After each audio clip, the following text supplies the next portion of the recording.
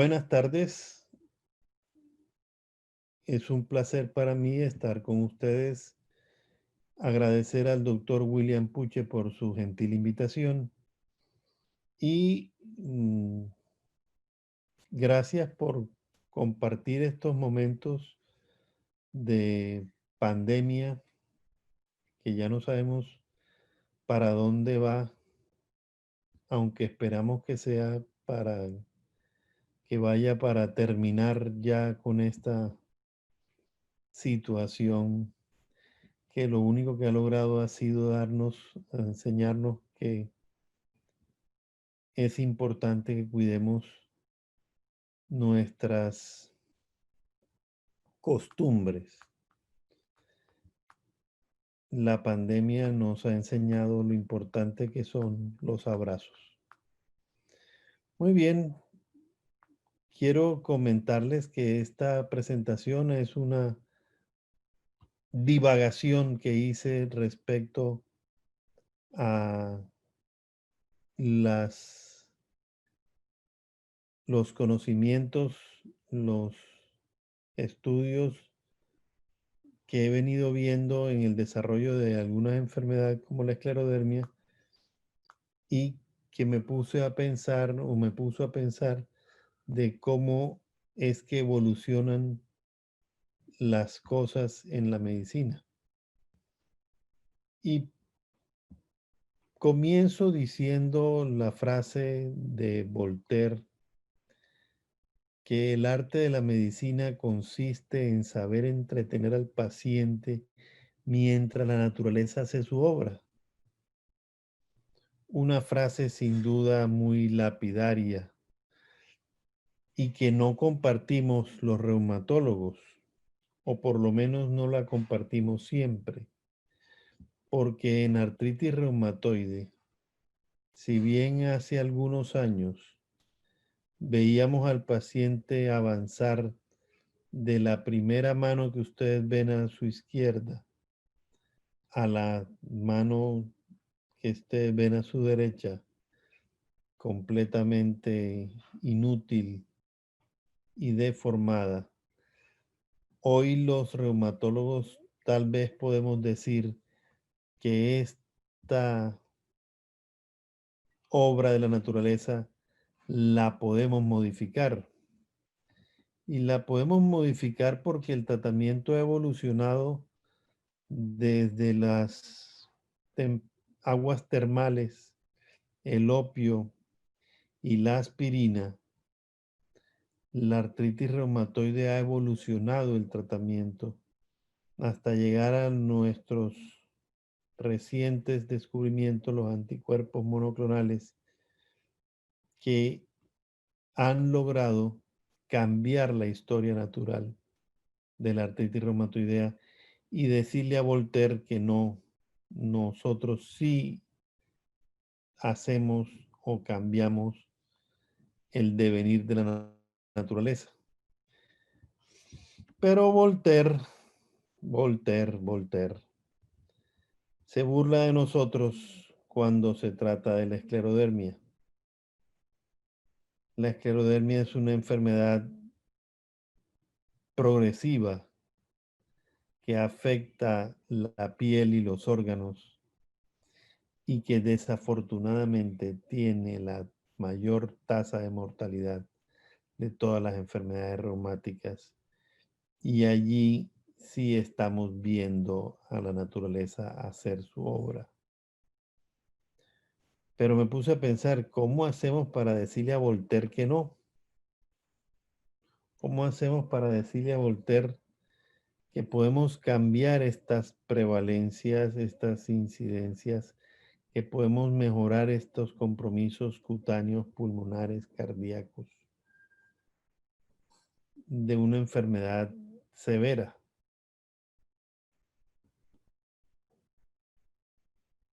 Pues me puse a pensar que pudiéramos hacer futurología estudiando el pasado.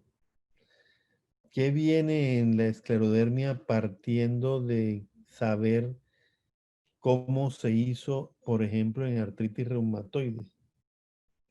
Entonces, Viendo los abstracts del Congreso EULAR de este año y revisando algunas publicaciones, creo que podemos llegar a alguna conclusión interesante para nuestros pacientes con esclerodermia. ¿Cómo cambió la historia de la artritis reumatoide? La historia de la artritis reumatoide cambió cuando autores como los que ven ustedes ahí presentes, el doctor Pincus, el doctor Weinblatt, estos autores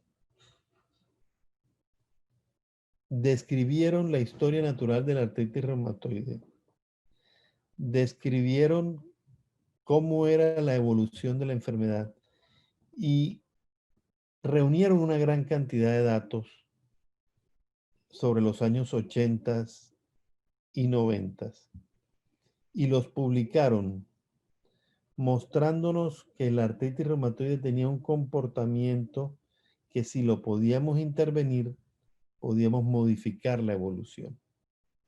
Entonces los datos son importantes. Tener datos de cómo evoluciona la enfermedad es importante. Y resulta que en esclerodermia ya se están haciendo esos datos.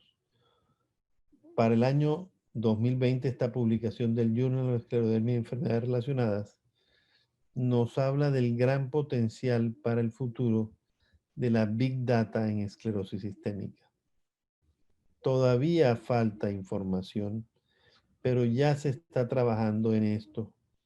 Y uno de los resultados, por ejemplo, es que la mortalidad en personas más jóvenes ha disminuido a un ritmo más rápido de incluso otras causas de muerte en los Estados Unidos. Este abstract publicado en el Congreso Europeo de Reumatología nos muestra eso, pero también nos muestra que los años de vida perdidos en esclerodermia son más altos que incluso la artritis reumatoide y la dermatomiositis combinada. Entonces, pues estamos viendo que estamos frente a una enfermedad compleja, una enfermedad que afecta no solo la calidad de vida, sino que sigue siendo la de más alta mortalidad en reumatología. Otro de los aspectos que cambió el concepto o los conceptos en artritis reumatoide fue definir que existía una forma temprana de la enfermedad y que esa forma temprana la podíamos intervenir más agresivamente, cambiando el pronóstico de los pacientes. Ese planteamiento lo hicieron varios autores y en ese artículo publicado en febrero del 97 por el doctor Paul Emery, definen qué es artritis reumatoide temprana, cuál es su definición y su diagnóstico. Entonces, eso cambió la percepción de la artritis. En esclerodermia ya estamos trabajando o ya se está trabajando en buscar cómo hacer el diagnóstico más tempranamente. Buscar hacer un diagnóstico muy precoz, de una manera objetiva. Y no hay manera más objetiva que con los biomarcadores. Entonces, este trabajo, este abstract presentado en el Congreso Europeo de Reumatología por el doctor Dobrota de Dinamarca, nos muestra que biomarcadores del colágeno tipo 3 y tipo 4 son capaces de distinguir estados muy tempranos de esclerosis sistémica, ya que el recambio de la matriz extracelular está alterado desde el principio en los pacientes con estados tempranos muy tempranos de esclerosis sistémica en comparación con controles normales, con controles históricos. Los biomarcadores del colágeno tipo 3 y 4 distinguen a este grupo de pacientes y nos van a servir para que junto con criterios inmunológicos y capilaroscópicos ya establecidos podamos determinar que una persona está en un estado temprano de esclerodermia y poder intervenirlo más tempranamente, obviamente, y más agresivamente. Eso también se hizo en artritis reumatoide. En los 90 se comenzó a utilizar, a plantear que el factor reumatoide, o desde antes de los 90, el factor reumatoide no era un buen método de diagnóstico temprano. Y se plantearon, por ejemplo, el advenimiento de los péptidos cíclicos citrulinados como una forma de reconocer más tempranamente el diagnóstico de artritis reumatoide.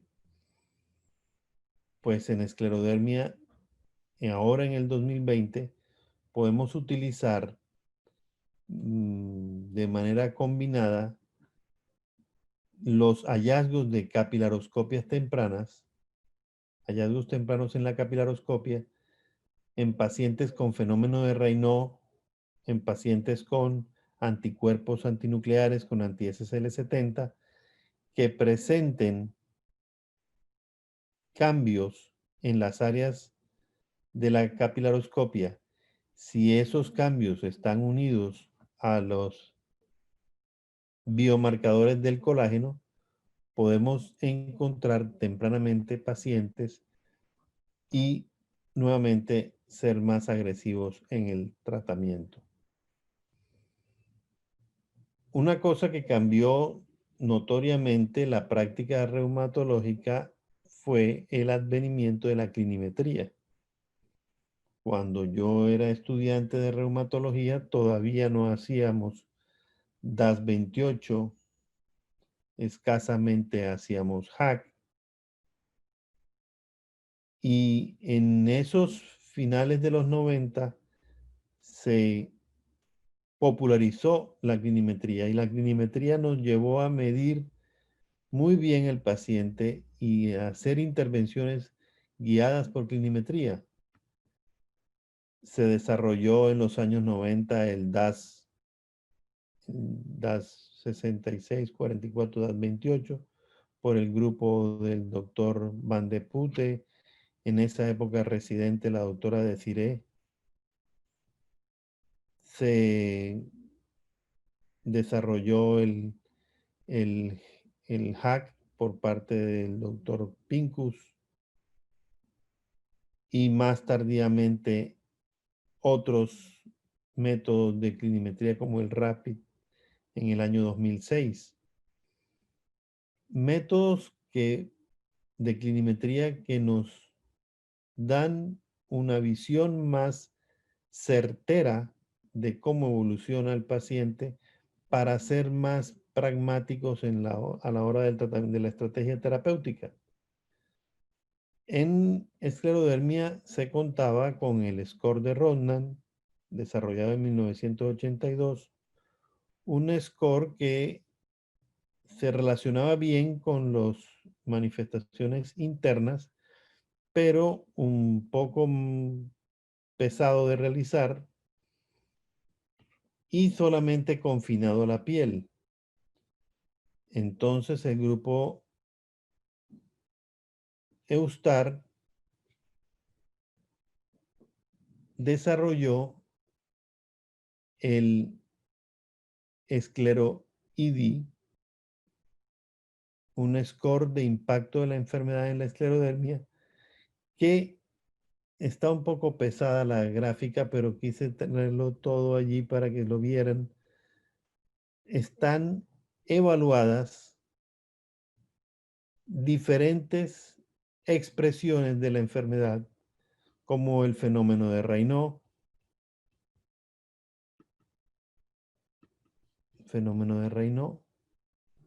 las funciones de la mano, los síntomas gastrointestinales muy molestos por los pacientes, referidos por los pacientes, el dolor, la fatiga, síntomas gastrointestinales inferiores, limitación en la calidad de vida,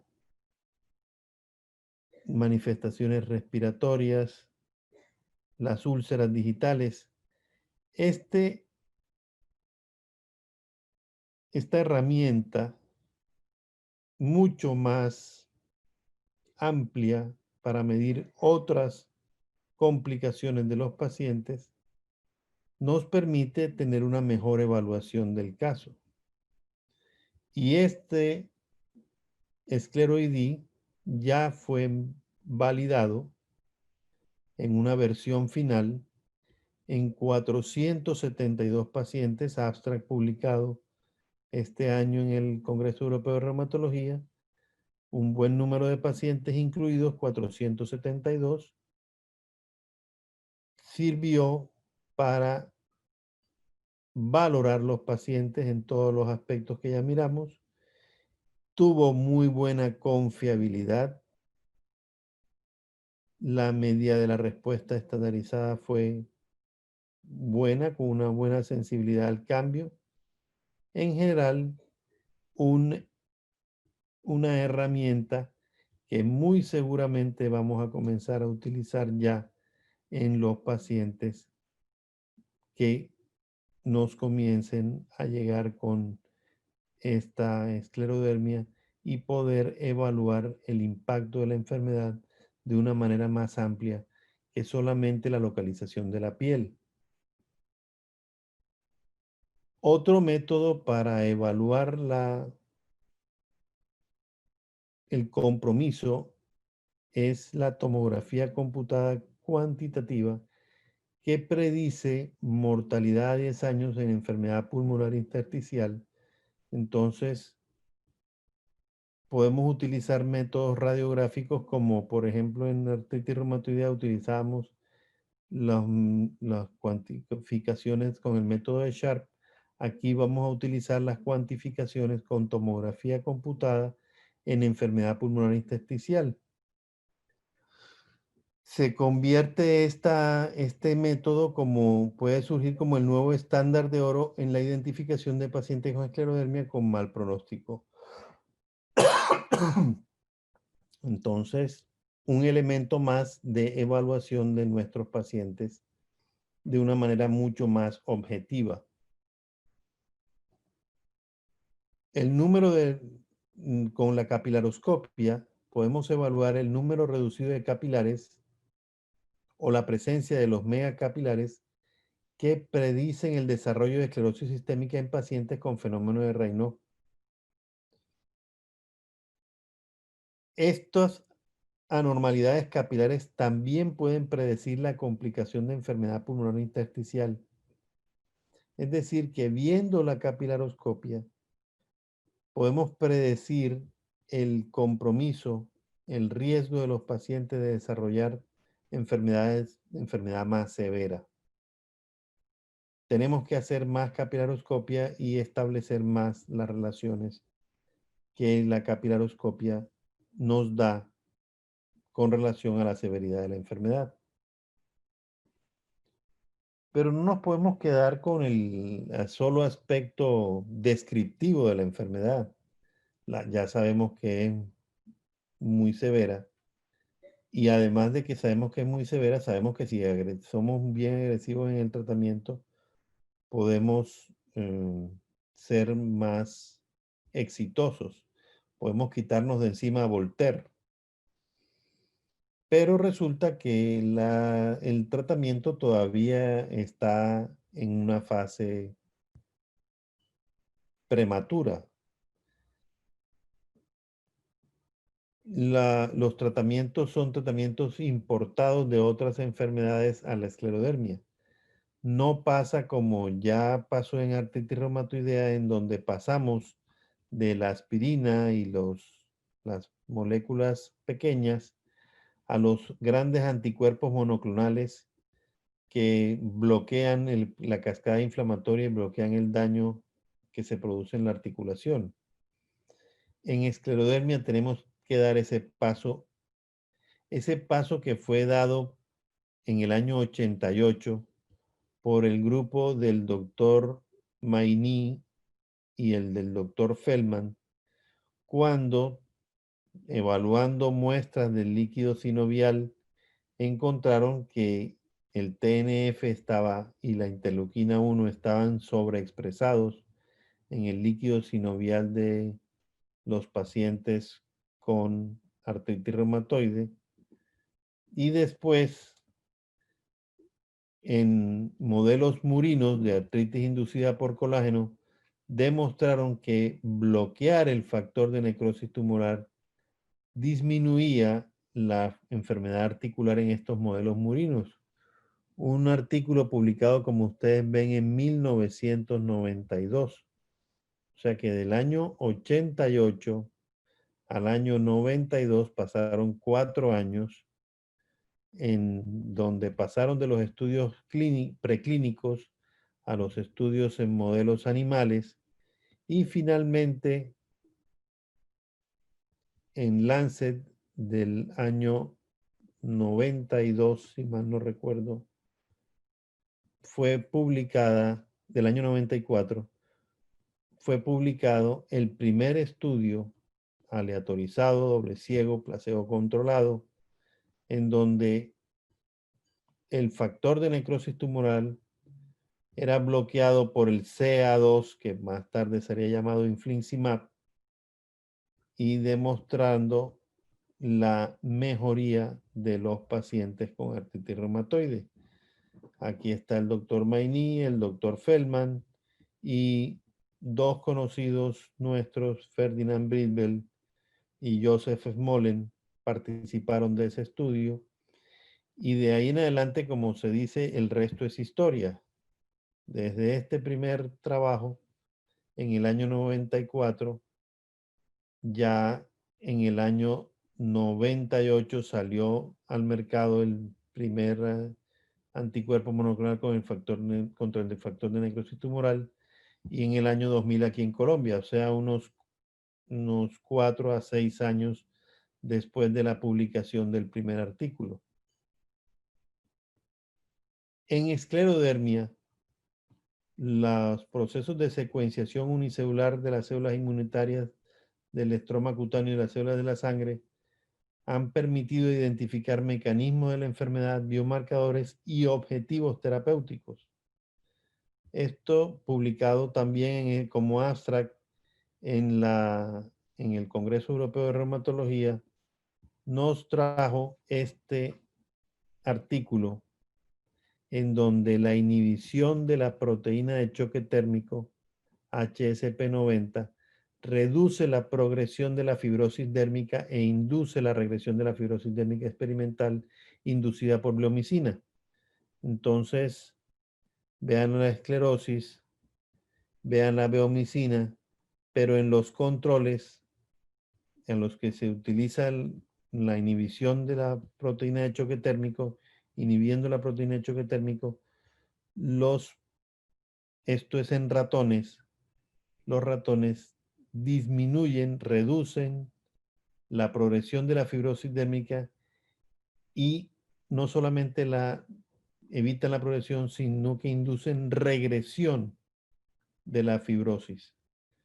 Entonces, detienen la progresión y revierten el proceso.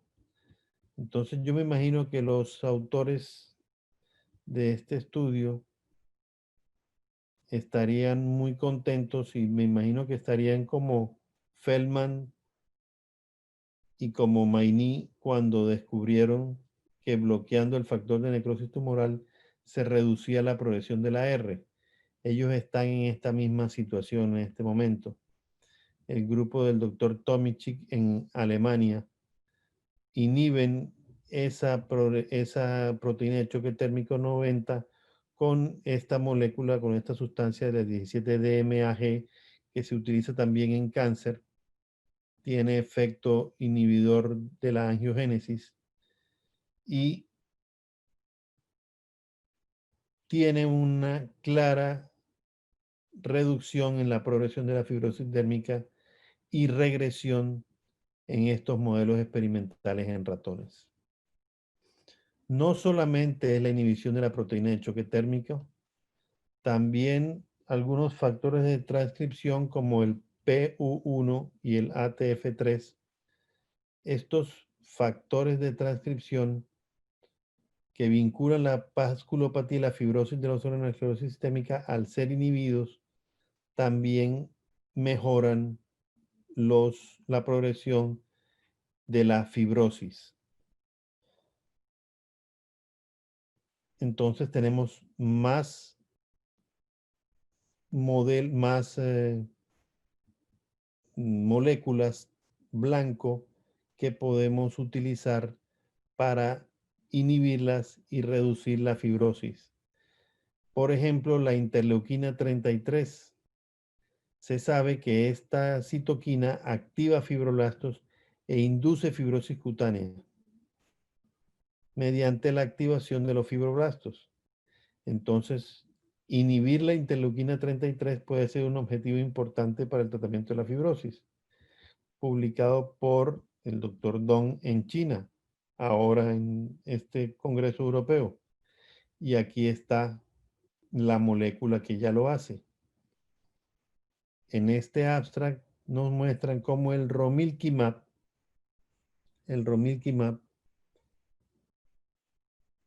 de una manera,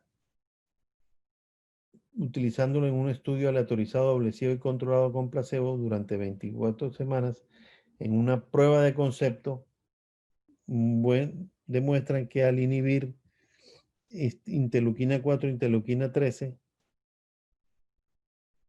ven cómo se inhibe la proliferación de los fibroblastos y se inhibe la fibrosis.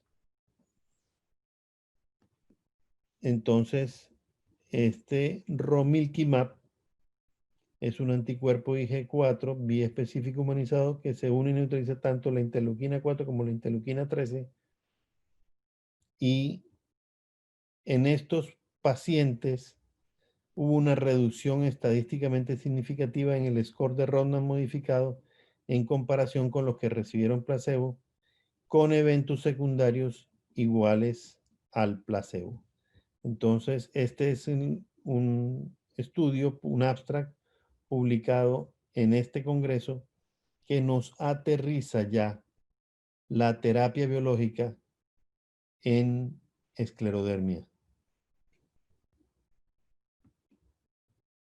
No solamente está la terapia biológica, también tenemos disponibles otros medicamentos que serían como, asimilándolo como la artritis reumatoide, como los DMARDs no biológicos, en donde en esclerodermia está el tofacitinib, el nintedanib, el micofenolato, el rituximab, el riociguat y el metotrexate.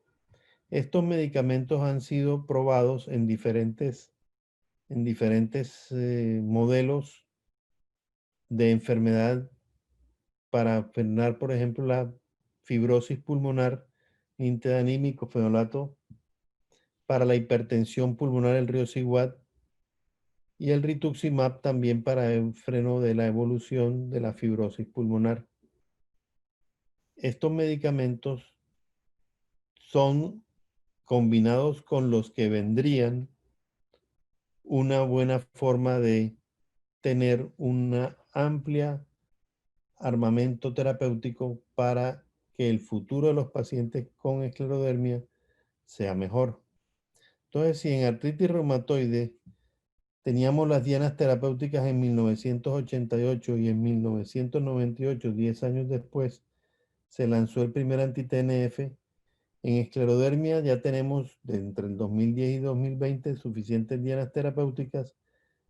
Ya las primeras moléculas las estamos viendo en estos trabajos presentados en el EULAR. Entonces esperamos que en Colombia, dentro de unos años, esperemos que no sean tantos, esos 10 años pasen rápido, para tener unos armamentos terapéuticos suficientes y podamos decirle a Voltaire que también en esclerodermia podemos frenar la evolución de la naturaleza. Muchas gracias.